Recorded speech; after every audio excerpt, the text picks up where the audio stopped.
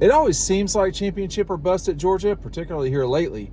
But this is the one thing that Georgia gets right, it will be championship or bust. Our buddies over at MGM Bet are already telling us what the odds are for the national championship in 2026. I'll get to that in a little bit.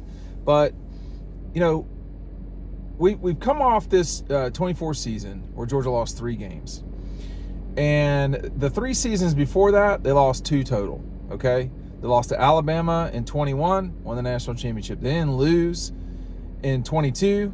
They lost 1 game in 23 to Alabama in the SEC championship. So twice SEC championship losses to Alabama. The other 2 seasons, they win the SEC championship. A pretty good 4-year run, I'd say, where you win 2 SEC championships, 2 national championships. But there's been a slightly deflating end of the season here for the Dogs. And one of the reasons why, I would say, is the offensive line for Georgia simply did not perform to the level that I thought it would in 2024. Now, I'll just tell you, that I got wrong. The way in which Georgia played, I didn't get that wrong. You know, Georgia being a good team, I didn't get that wrong. But I did think the offensive line would be better than it was. And it just wasn't. It just was one thing after another. Injuries, you know, to Wilson at center. You had Tate Ratledge out for a lot of the season. They never, Ernest Green. So they just never had a seemingly cohesive starting 5. And I can tell you right now, this is my 25th season covering Georgia in the SEC, okay? And the first thing I've always done from day one of covering the program is the first chance I get in the spring is I go and I look at the offensive line and I ask myself, can this offensive line win the SEC championship? I remember thinking about that the most in 2006 because I remember being out there. It was quite cold that winter, it felt like, but it was one reason I was paying more attention was that was Matthew Stafford's first season at Georgia, and I felt like if he was going to start, which, you know, there was no certainty of that happening, he'd need a really good offensive line. I did not think that was an offensive line that could get Georgia to where they needed to go. A season later, with the addition of Clint Bowling, I believe Ben Jones, you know, that changed some things for me. But it took them a quarter of the way through the season to get that right. I mean, and Clint started against Alabama, but the first 2 games, I think Scott Haverkamp, if you know that name, started. So we're going to the Wayback Machine. So that is the most critical thing in football. How is your line play? What is it like, quote, in the trenches? You can see why I'm wearing glasses now. If Georgia gets it right, it will be championship or bust because they pretty much got all the other requisite things you need. They've got a quarterback with experience who can make plays. They now have explosion on the outside with the addition of 2,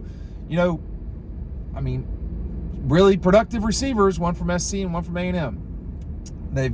Running back is a slight concern, I would say. Just, the whole point of these videos is for me to tell you all the truth as I see it.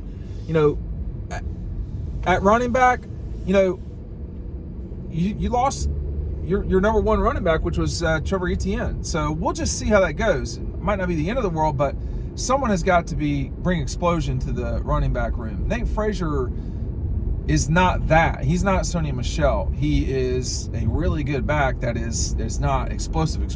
At least he's not shown that yet. And usually you see that in the first year, as many snaps as he got. So I think he'd probably be the number 1. But he's going to need a Robin to his Batman.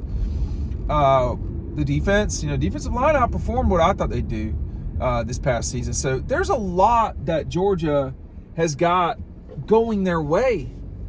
But the offensive line has really been the number 1 thing. The amount of run yards was nearly 1,000 fewer in 2024 versus 2023.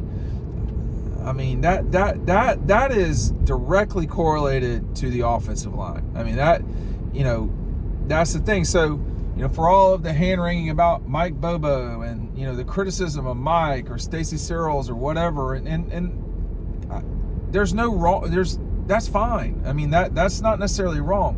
but it just wasn't there on that group of 5 people who were out there at once. And then, you did not have Brock Bowers on the outside blocking. You did not have, you didn't have Washington on the outside blocking. You had, smaller, if you will, tight ends that weren't the same way. Jurasik maybe was bigger, but man, he didn't block well on the outside most of the year, particularly early. So I think if they get that part right, you better look out, because then you're talking about the steadiness that just didn't have it in 24.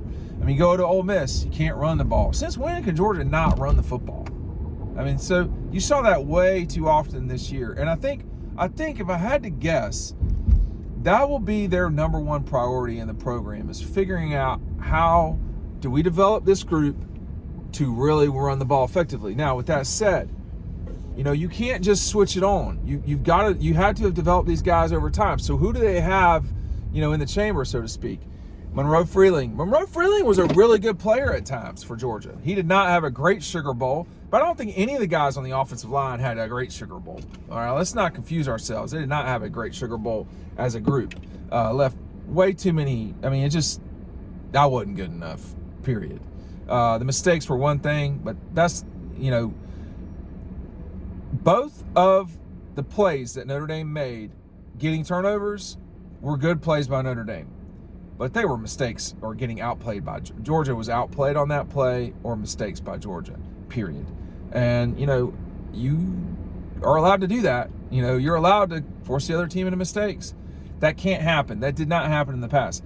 The level of player at Georgia is going to have to improve. So the likes of Daniel Calhoun, guys like that who certainly looked the part, well, now it's go time. And, it's not going to be good enough. We're going to have to see how these guys have developed in the last, 12 months. But coming up to the season, it'll be 18 months. And at that point, guys like Broderick Jones are a very good example. Okay, so Broderick did not immediately start at Georgia. Broderick Jones, I believe he's a starting right tackle, if not left tackle, for the Steelers, all right? Broderick, it took him some time. Usually with offensive linemen, it takes you a little bit of time. And so we're going to see what a healthy Ernest Green looks like. If you get him healthy and he is your left tackle, then you can take Freeling and put him in a different spot. Once you're starting to talk about that, that's a different situation. You also don't have a sedentary quarterback. You don't have a quarterback that's just kind of hanging out in the pocket the way that Carson typically in 2024. So there are some tweaks that you can do. Are there tweaks that you can increase your run game by 1,000 yards? I don't know. That should not have happened in 2024. So if you get the offensive line right specifically, you really could look at a very good team, okay? But it's a little bit like saying, man, I'm making cookies, and if I just had a little bit better butter or more butter, I can make this recipe awesome. You've got to have the butter.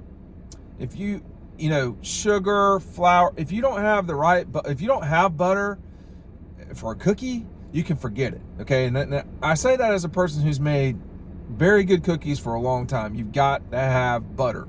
You can get away with other stuff. You've got to have the butter, all right? And the vanilla, frankly. But the vanilla may be the tight end spot, all right? That could be, if Brock Bowers was an elite brand of vanilla, Georgia's got really good tight ends, all right? Oscar, Lawson. Those guys can make plays. No, they're not Brock Bowers, and I understand that. I think everybody understands that. It doesn't need to be that every time we talk about this is really like my fault. It doesn't. The reference point doesn't always have to be Brock Bowers or Herschel or Aaron Murray or whatever. It can be where do these guys compare to their peers in college football? They've got two really good two really good tight ends. So you got good tight ends. You've got good wide receivers suddenly here. I talked about the running backs. I want to just see explosion. But you're not going to get explosion without better offensive line play. Kirby, I asked him after the State game, I think it was. It was a home game, and I don't think it was Tennessee. it was later in the year, and it was either Auburn or State, I'm pretty certain. I said, y'all, it seems to me like, I said, are y'all more comfortable throwing it than running it? And he did not answer yes or no. He answered, I feel like we should be running it better. I know we're capable of running it better, which I agreed with at the time. I just think we were wrong. I mean, I was. Well, he can say if he was wrong or not, I don't know, but it never happened. It looked like it was going to, but it never did. You never got ETN healthy. You really never got completely healthy on the offensive line if you talk about Green. So you're going to return Ernest Green, who I think a lot of people, including me, thought would be a starter at tackle for Georgia. That didn't happen most of the year.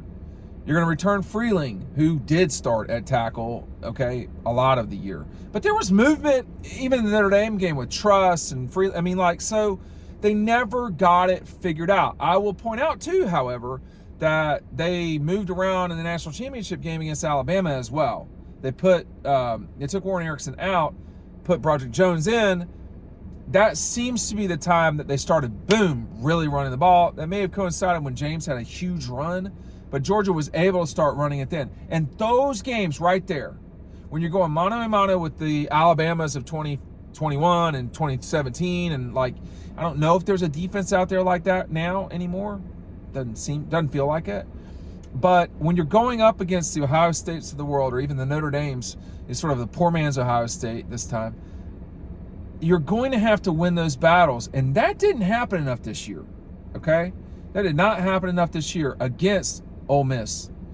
I mean, it happened enough against Alabama to come back and nearly win that game, but it didn't happen in the run game. Now, some of that in that game. So some of that was that too, but because of the score and all that. But Georgia, it needs to dictate. If Kirby wants to talk about how we're the hunter, we're not going to be hunted, then you got to go get your rifle or your bow and arrow, and it's go time on the offensive line. Thanks for watching.